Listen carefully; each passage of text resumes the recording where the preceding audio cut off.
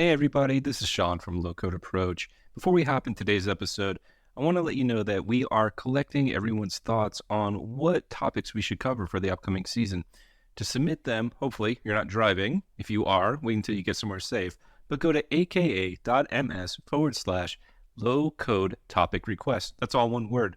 aka.ms/low code topic request. And from there, enter what topics you'd like us to cover in the upcoming season. And who knows, maybe we'll be able to get to them and get to the best people at Microsoft to talk to. Anyway, thanks for listening. We're excited to get your thoughts.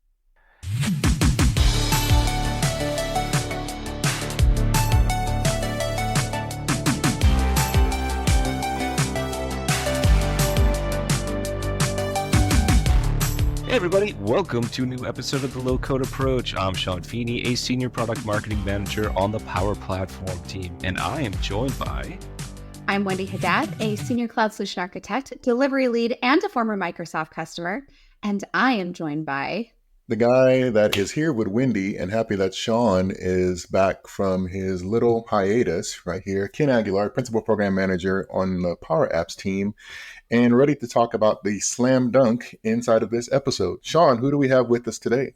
Oh man, the wordplay is fantastic. We are joined by my friend and colleague, Ricardo Duncan, who's going to talk to us about the TEI report, which was published back in September, but we want to bring some great value to our listeners and why they should check it out and listen to it. So, hey, Ricardo, how are you doing? Doing well, Sean. Thanks for having me, and nice to meet you, Wendy and Ken. So thanks. Looking forward to this episode.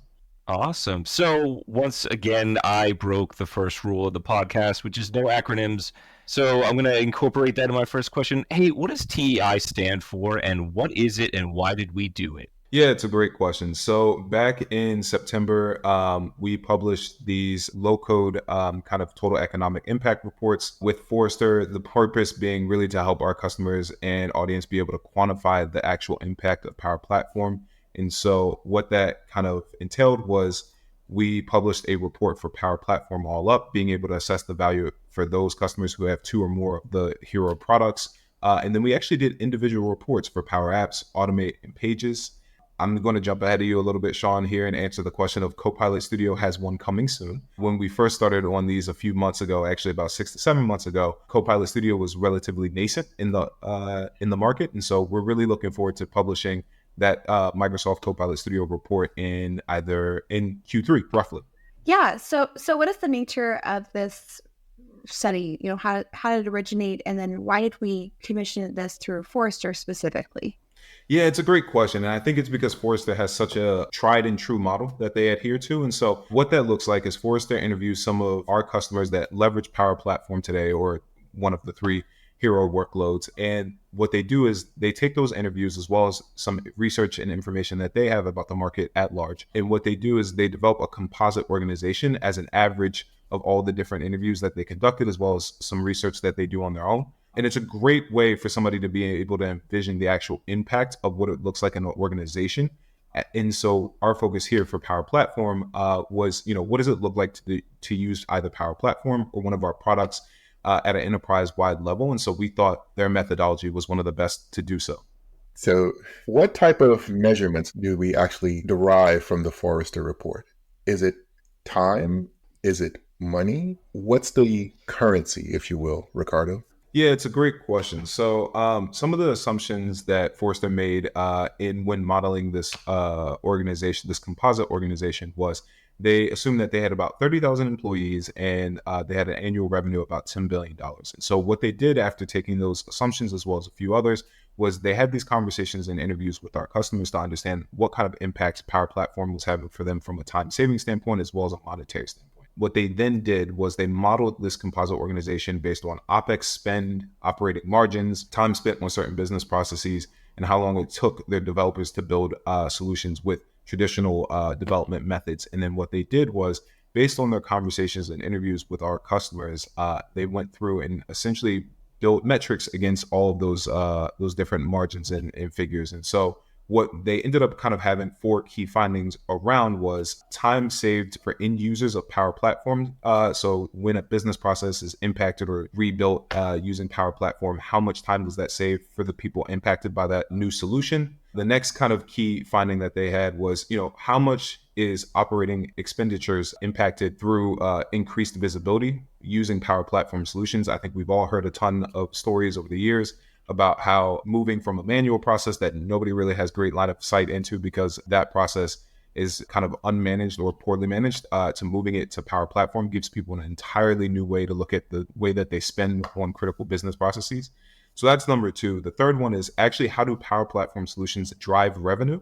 I thought this one was one of the more interesting findings to me, at least, because oftentimes we talk about the time savings for employees and other folks, but we don't necessarily always harp on how impactful Power Platform solutions, either built using Pages or Microsoft Copilot Studio or anything else on the platform, can really benefit customers. And so I think that one is really fascinating. And then the final kind of key measure was, of course, how does this help IT departments save time and cost? And so, yeah, those were kind of like the four key pillars, Ken, that they built on.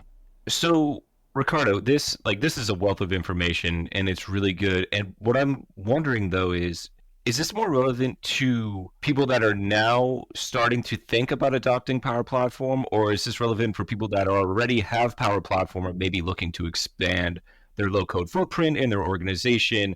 And for either one of those two, how does it help them achieve those goals of either being successful in their implementation or understanding the value of Power Platform, or getting more value out of what they already have, or if they're looking to incorporate more tooling of Power Platform into their footprint, how does it help them back that up? Yeah, that's a fantastic set of questions, Sean. So I'll take them step by step. And really, the first one I'll take is, who is this for? I think it's for those who are net new assessing Power Platform for the first time, as well as those who actually have Power Platform. One of my favorite things about the way we approached these TEI reports this time is we did it as a unified front. And I think that's really important when it comes to, hey, if you're a new customer assessing Power Platform, how do you actually go and understand what the impact of two or more of our workloads together can look like? And then if you want to get into each workload, you have the ability to go and understand, hey, how is Power Apps actually going to empower a certain subset of employees in my organization? How is that going to help my pro developers? How is that going to help my solution architects, et cetera?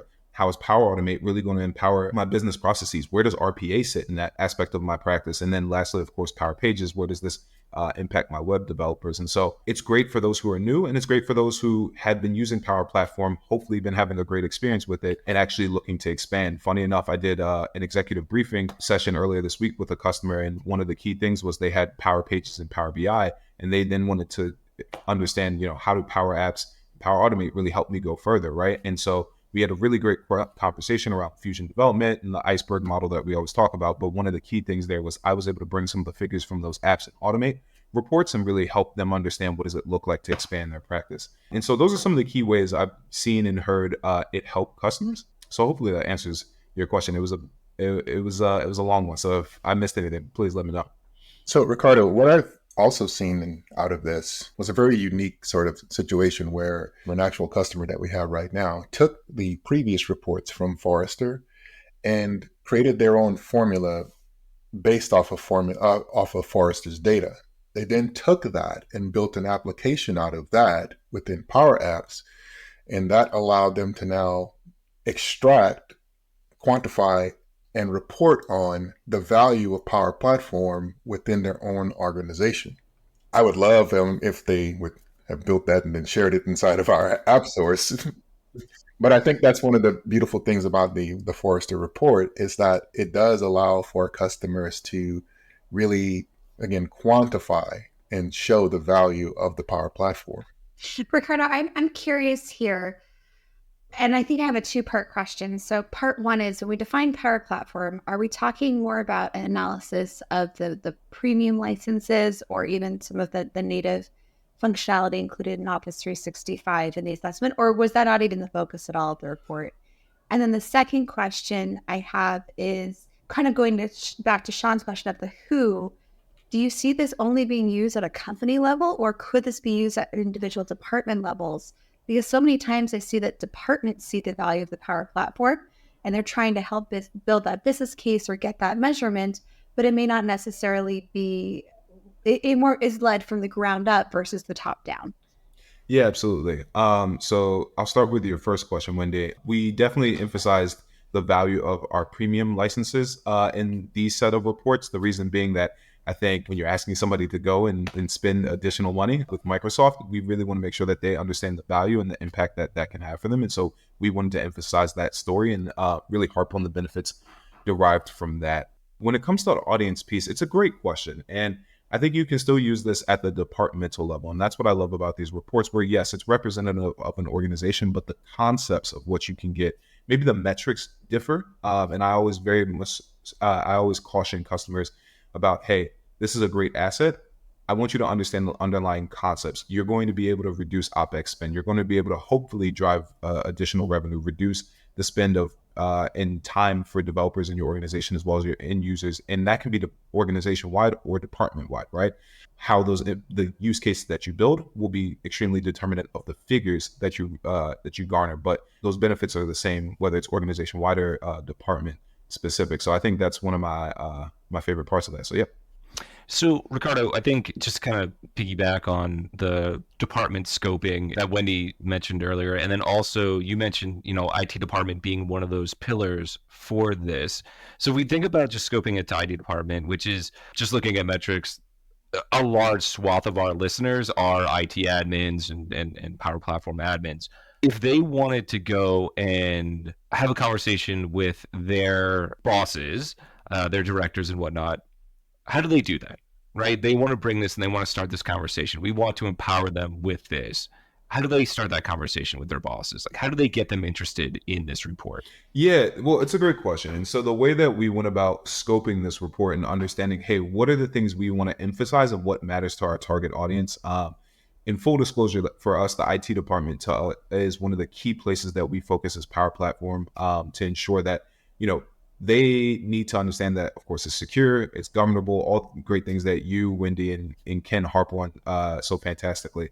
We really wanted to target that audience and let them know, here are some of the benefits for you and your organization once you feel secure and safe with going and building a low-code practice. And so what we did was we took some of the research that CIO Journal actually did at the beginning of 2024 to understand, hey, what are some of CIO's major priorities going into this new year? And four of the ones that stood out, aside from AI, which everybody could expect, were building dynamic teams. And really, it's just another way to phrase fusion development, right? Where they talk about interdisciplinary teams and ensuring that you are able to leverage the skill sets of a business analyst or a business expert, somebody from IT, a developer, etc., right?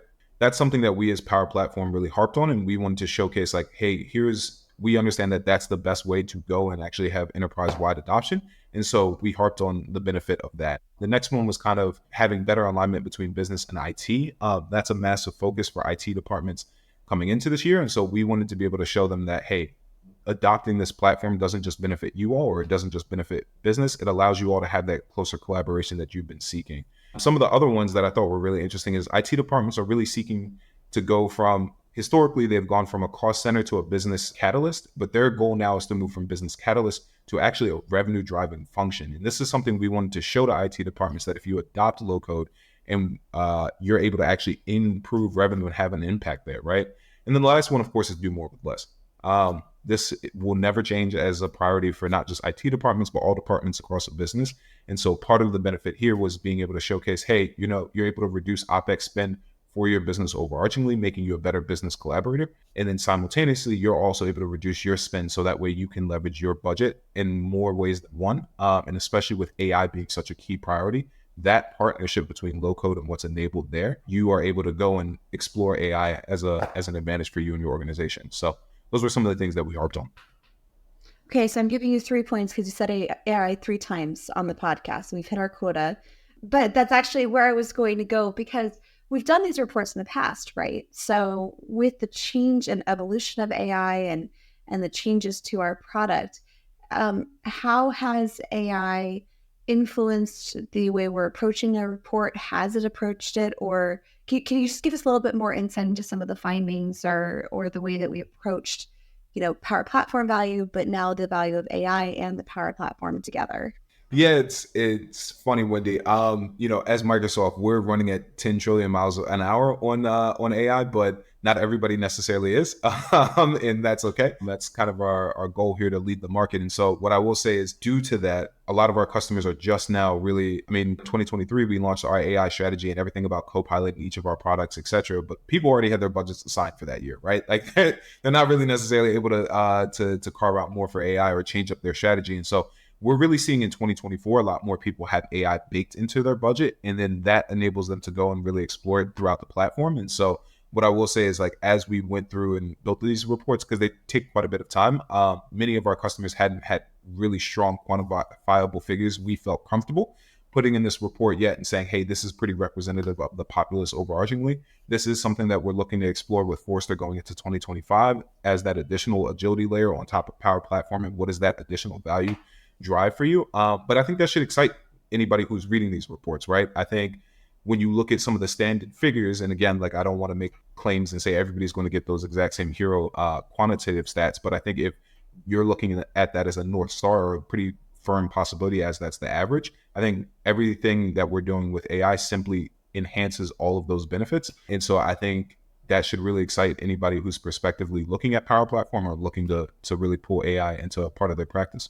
And real fast follow-up question there. Do you find that the report is more just focused on the numbers, or does it also focus on use cases? And the reason I'm going there is I'm curious if with AI, what we're seeing companies evaluate is, should I focus on my knowledge workers and personal productivity use cases like Copilot Studio, for example? I realize that one's coming soon. But, or should I really work on very specific use cases for very specific departments? And is there a difference in some of the value realization there?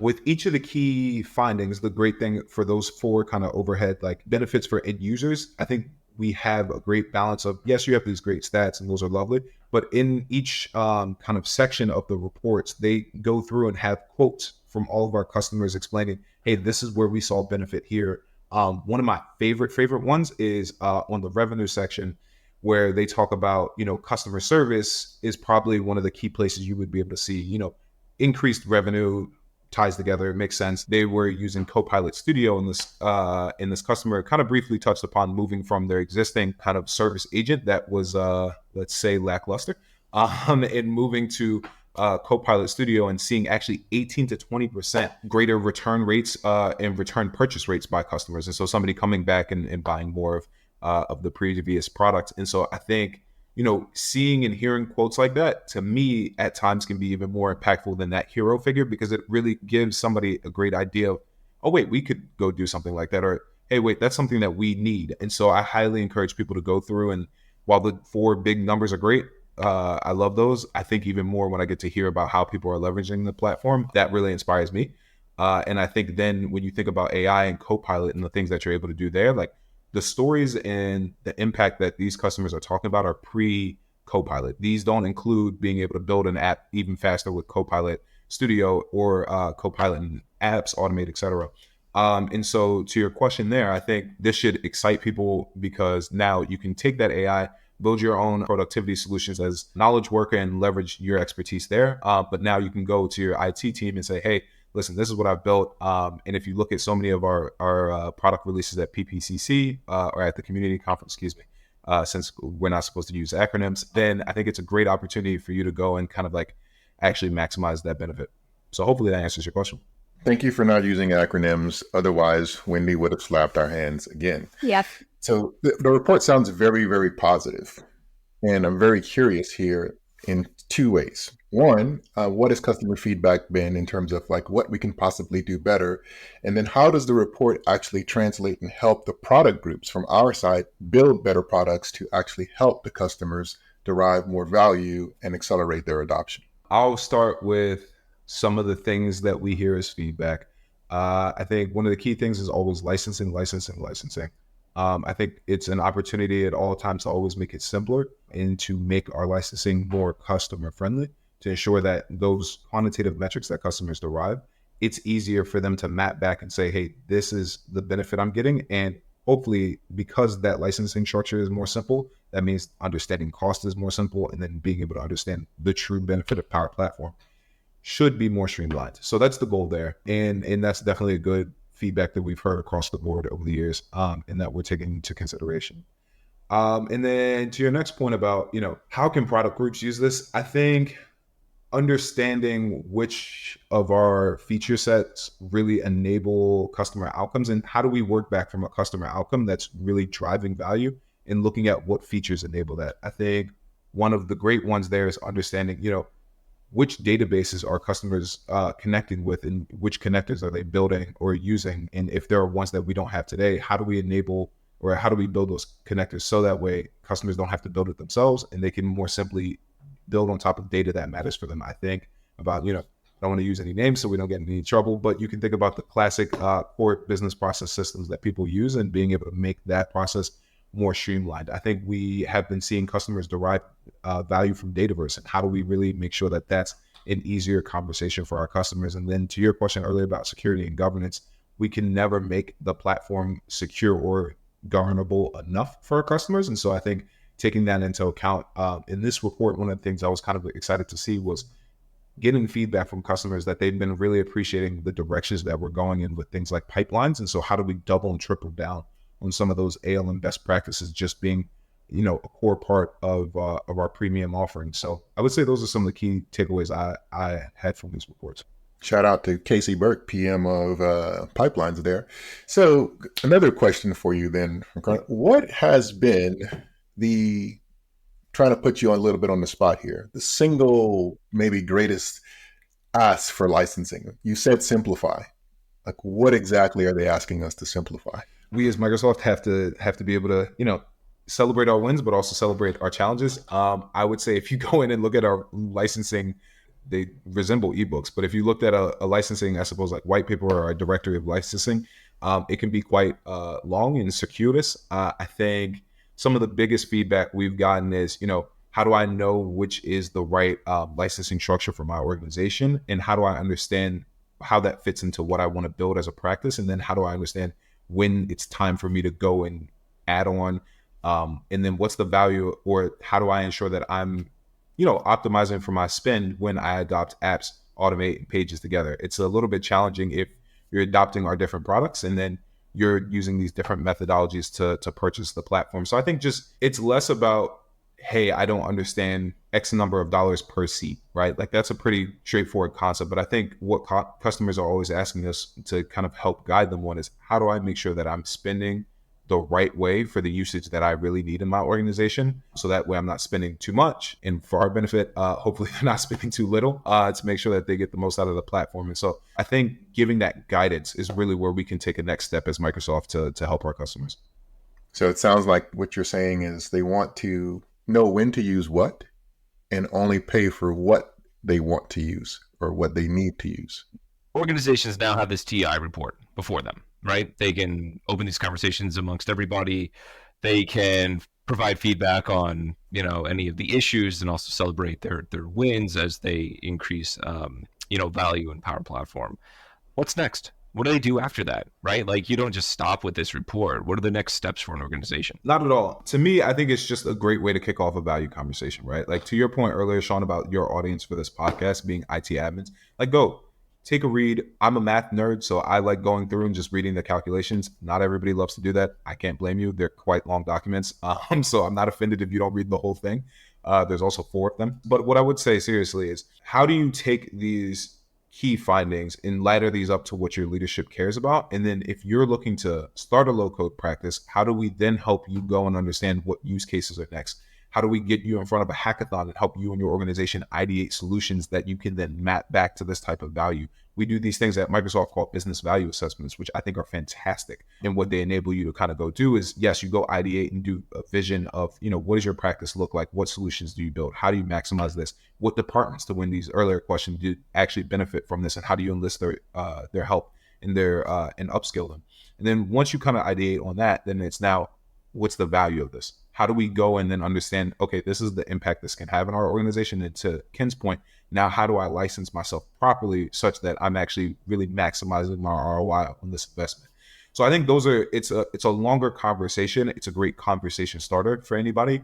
But I think now when your leadership goes and says, hey, how much is this Power Platform thing supposed to cost me? And what are we really getting back? I think it's a great opportunity for somebody to go and start having that conversation, and then engage with our Microsoft representative and have a conversation around, okay, what can we do to understand and specify this for my organization? And then to your point, some of our customers who are doing it today, how do you take these metrics? I don't know if everybody will be as enthused to go and build their own app and do a whole quantification based on Forrester's numbers. But we as Power Platform, actually the Power Cat team did a fantastic job of building an app that's public facing where you can go and start calculating your own value with Power Platform. And so then how do you take this report if you have a practice today and actually take that and understand, okay, this is what other people are getting. How do we go, and maybe we don't love necessarily all the calculations or Forrester's model or what have you. How do you engage your finance part of your organization and understand, okay, these are some of the things people are benefiting. And this is why I always go back to what are the concepts people are garnering from the platform. And then how do we go and take that app that Microsoft has that's accessible to all of us and then actually go and build and understand our own benefit from there. So I think the biggest thing I want people to do is take away is, go have a real mathematical, quantitative conversation. I think the qualitative benefits of the platform speak for themselves, but I think now it's a great time for people to go and understand and put numbers to those benefits. So, Ricardo, you must be a mind reader because you just stole my question. I was going to ask about how businesses can not just take the data, but also quantify their own results. So thank you for giving that shout out. I also want to mention, we had a previous episode, shout out to Juliet Helms, who's a friend of the podcast, on realizing business value that I think is maybe a good companion podcast episode to this one. And one of the things she talked about was not just the hard finances, to your point, but also the value of what are you doing with the time saved? Where are you reinvesting that human capital and that time as well? And so that'd be a good shout out resource for our listeners. As we're landing the plane here, do you have any kind of other resources, or where can they find the Forrester report? Any other tips or things that would be helpful for our listeners? Yeah, I would say definitely feel free to read every report. I will say they actually sit on every Power Platform site. So if you put in powerplatform.com and just scroll down just a little bit, I promise it's not too far, you can click the Forrester report there, and the same can be said for Power Apps, Power Automate, and Power Pages. And like I said, Copilot Studio and a report on AI should be coming in Q3 of 2024 or the beginning of 2025. Sorry, shouldn't use Microsoft speak. I think those would be really great companion assets to help people really get a fully comprehensive view of the platform. And to your point, I would love for people to check out that conversation about how do you quantify it for yourself, as well as the benefits there that can't be quantified. So, yep. Awesome. Well, thank you so much for joining us, Ricardo. We'll have a link to the report for everybody to go and take a look at in the show notes. And we look forward to chatting with you again. Of course, the next time this comes up, we'll have you talking about it. And then, actually what we should do is have you come back once we include the Microsoft Copilot Studio version of this report, because I know that will get a lot of attention. So thank you so much. Maybe we'll chat with Ken about licensing later on too. Who knows, right? Send all those questions to Wendy, please. Awesome. Well, thank you so much, Ricardo. We really appreciate you joining us. Thank you all for having me. Have a good one.